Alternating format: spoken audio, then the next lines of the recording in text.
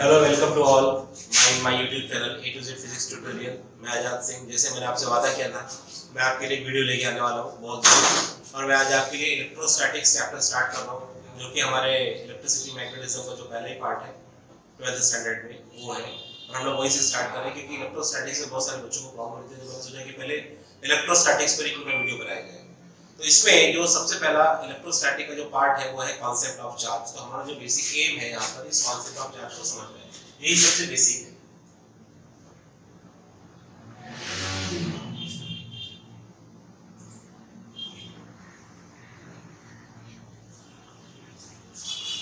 अगर हम इस कॉन्सेप्ट ऑफ चार्ज को समझ लेंगे, चार्ज तो बहुत ही फंडामेंटल चीज है और ये बहुत हाई लेवल फिजिक्स तक जाता है, लेकिन 12th लेवल तक हमको जिस चार्ज को समझना है वहां तक हम कोशिश करेंगे। मैं कोशिश करूंगा कि आपको वहां तक समझा पाऊं। अदरवाइज चार्ज कॉन्सेप्ट एक बहुत ही वाइड कॉन्सेप्ट है, हम इसको बहुत हायर फिजिक्स में जाकर समझ पाते हैं कि चार्ज बेसिकली क्या है, वो ये इस तरीके से समझ में आता है। लेकिन हम वहां पर नहीं जाएंगे और हम अपने आप को पूरे डिस्कशन को लिमिट करेंगे और आज यही से समझेंगे कि बेसिकली इलेक्ट्रो चार्जेस क्या है और ये कैसे इंटरेक्ट करता है।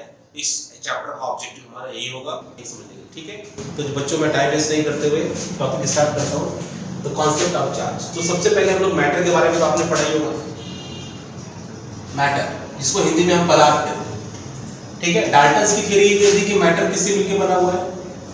एटम से, अणुओं से मिलकर बना हुआ है एटम।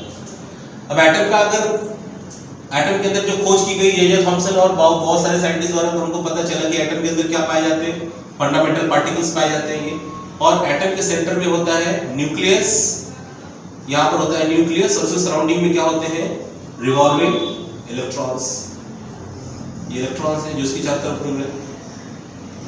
तो प्रोटॉन्स और यहाँ पर न्यूक्लियस के अंदर क्या पाए जाते हैं? जो न्यूक्लियस के अंदर पाए जाते हैं प्रोटॉन एंड न्यूट्रॉन। और ये जो ऑर्बिट कर रहा है इसको हम क्या कहते हैं? ये इलेक्ट्रॉन। ये आप लोग आपके स्कूल एलिमेंट्री लेवल पे आप पढ़ चुके हैं। तो इसमें हम देखेंगे कि प्रोटॉन पर भी चार्ज होता है। Proton is a charge particle, is a charge particle. और इलेक्ट्रॉन भी एक चार्ज पार्टिकल। लेकिन सवाल ये है कि अगर इलेक्ट्रॉन के पास में भी चार्ज है तो चार्ज क्या है? चार्ज क्या है? हमको यहाँ पर हमारा कॉन्सेप्ट ऑफ चार्ज ही समझना है। चार्ज क्या है ये बहुत ही हाई लेवल क्वेश्चन है, लेकिन हम लोग अपने आप को रिस्ट्रिक्ट करेंगे 12th तक और मैं समझाने की कोशिश करूंगा कि बेसिकली चार्ज का कॉन्सेप्ट क्या है, चार्ज कैसे इंटरेक्ट करता है, ये सारी चीजें हम लोग यहाँ पर समझेंगे। तो सबसे पहले चार्ज मैटर की एक प्रॉपर्टी है। जैसे मैटर में मास होता है, मैटर के अंदर मैटर मास होता है, मैटर के अंदर वॉल्यूम होता है, उसकी डेंसिटी होती है, ये सब क्या है? उसकी मैकेनिकल प्रॉपर्टीज। वैसे ही मैटर के अंदर कुछ उसकी इलेक्ट्रिकल प्रॉपर्टीज भी होती है, जिसमें से चार्ज एक है और चार्ज की वजह से ही सारी इलेक्ट्रिकल मैग्नेटिक इफेक्ट्स जनरेट होते हैं। तो ठीक है, तो मैं इसकी डेफिनेशन लिखता हूं। तो charge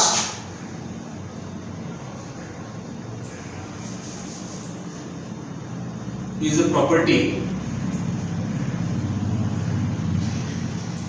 of matter due to which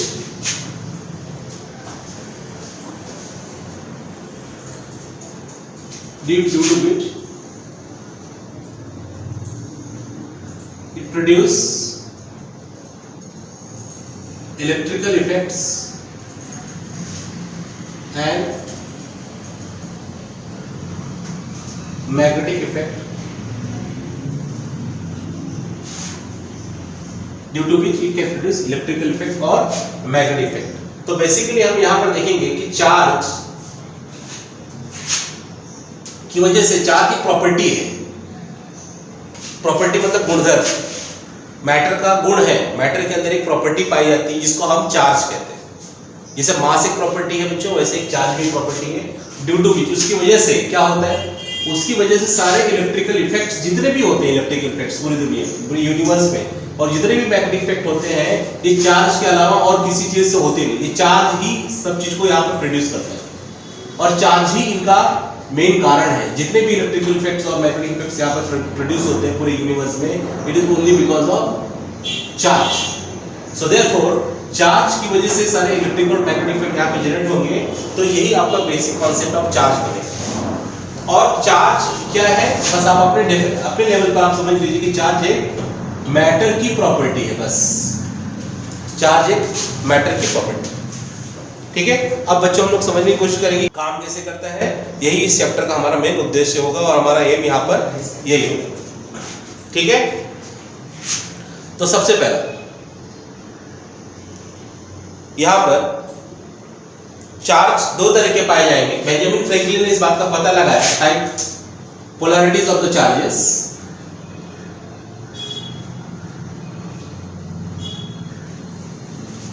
हमारे पास चार्ज की दो टाइप है, मैं फटाफट टॉपिक कवर कर रहा हूं ताकि हम लोग न्यूमेरिकल्स पर ज्यादा फोकस कर सके। चार्जेस की दो टाइप्स पाई जाती है, एक होता है पॉजिटिव चार्ज,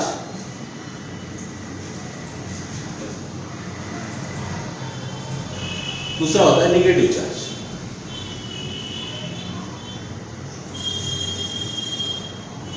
चार्ज की बेसिकली दो टाइप के पाए जाते हैं, पॉजिटिव चार्ज और negative charge. For example charge और पॉजिटिव चार्ज का एग्जांपल, जैसे प्रोटॉन पे जो चार्ज होता है, the charge of the proton, charge on proton is positive charge. ये कितना होता है, प्लस ई। और इलेक्ट्रॉन पे कितना चार्ज होता है, electron, charge on the electron, charge on electron is minus. तो इस तरह से दो तरह के चार्ज पाए जाएंगे। अब ये दो तरह के चार्ज हमको कैसे पता चले, it was due to because of glass rod and wool. अगर आप ग्लास रॉड और वूल लेके एक्सपेरिमेंट करेंगे या फिर इलेक्ट्रो रॉड और अंबर, इलेक्ट्रो रॉड और फर के साथ एक्सपेरिमेंट करेंगे तो आप ये पाएंगे कि दो तरह के चार्जेस होते हैं, एक होते हैं पॉजिटिव और नेगेटिव चार्जेस। ओके, तो यहाँ पर ये मैं थ्योरेटिकल बैकग्राउंड उसके नहीं जाऊंगा because it contain lot of history. Here we are only interested in our physical concept. ठीक है, अब प्रॉपर्टीज ऑफ चार्ज की प्रॉपर्टी क्या है, सबसे पहला चार्ज की प्रॉपर्टी देख लेते हैं।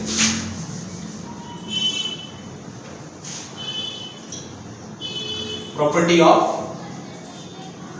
चार्ज, तो सबसे पहले बच्चों चार्ज की जो प्रॉपर्टी है वो क्या है, charge is always associated with the mass. Charge is always associated with mass, यानी जहां पर मास होगा वहीं पर चार्ज हो सकता है। जैसे आप लोग जानते हैं इलेक्ट्रॉन के बारे में, इलेक्ट्रॉन का मास होता है, इलेक्ट्रॉन एज अ मास, तो ही उसके पास चार्ज हो सकता है। यानी जब हम लोग यहाँ पे देखते हैं कि चार्ज और मास, तो मास बिना चार्ज के भी हो सकता है लेकिन चार्ज कभी बिना मास के नहीं हो सकता। इसलिए चार्ज हमेशा मास पर डिपेंड करता है। ऐसा नहीं कि मास बढ़ जाएगा तो चार्ज, ऐसा नहीं है, लेकिन जहां पर मास होगा, the existence of mass, it means that कि existence of mass, existence of charge confirm presence of mass, but mass का presence चार्ज की presence को नहीं डिक्लेयर करता। जैसे न्यूट्रॉन एक न्यूट्रल पार्टिकल है जिसके पास मास है लेकिन कोई चार्ज नहीं है। बात समझ में आ सकती है। जैसे इलेक्ट्रॉन है, अभी इलेक्ट्रॉन एक चार्ज बॉडी है, एक चार्ज पार्टिकल है, लेकिन इसके साथ इसका मास भी है। इलेक्ट्रॉन बिना मास के नहीं हो सकता। ठीक है, तो ऐसे बहुत सारे फंडामेंटल क्वेश्चंस यहाँ पर अराइज हो सकते हैं। सो यहाँ पर हम लोग यहाँ पे देख सकते हैं कि existence of charge confirms the presence of mass, but vice versa is not true, converse is not true. Second, charges are transferable from one charge body to other। Charge एक बॉडी से दूसरी बॉडी पर transfer किया जा सकता है। जैसे example के तौर पर देखते हैं हम लोग यहाँ पर,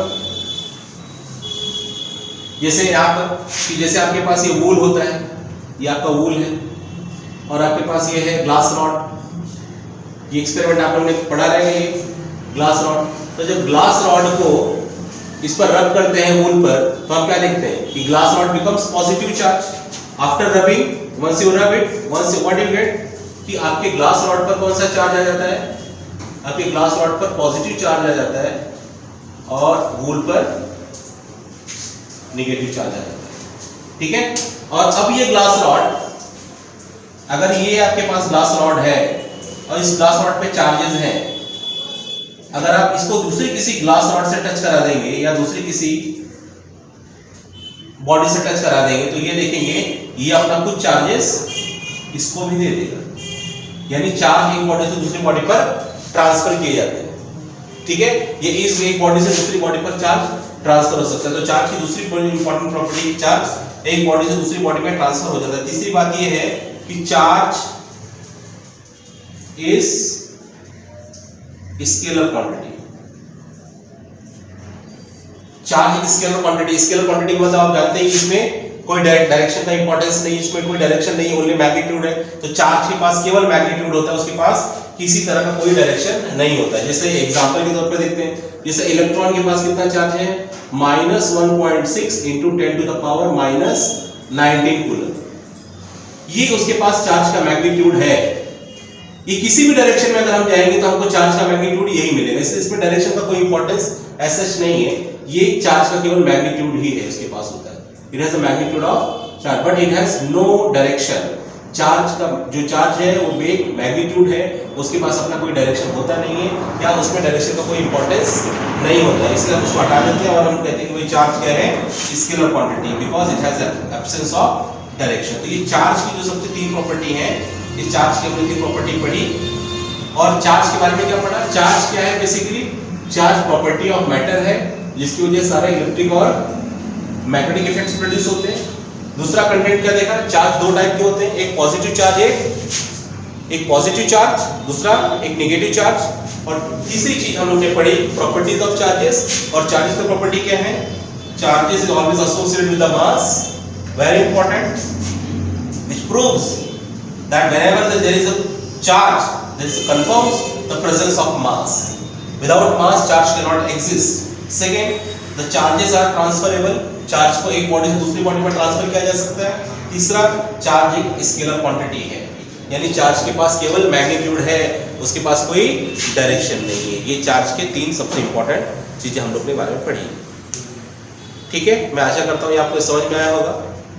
ठीक है, और आप इसको देखिए और इस पर जो भी आपके पास क्वेश्चंस हो, आप इस पर कुछ क्वेश्चंस, किसी भी तरह के क्वेश्चंस हो आप पूछ सकते हैं इस टॉपिक से जुड़े, और कुछ एडवांस टॉपिक होंगे तो भी आप उसके क्वेश्चन पूछ सकते हैं। ठीक है, और हम लोग अब इसके आगे का टॉपिक नेक्स्ट वीडियो में लेके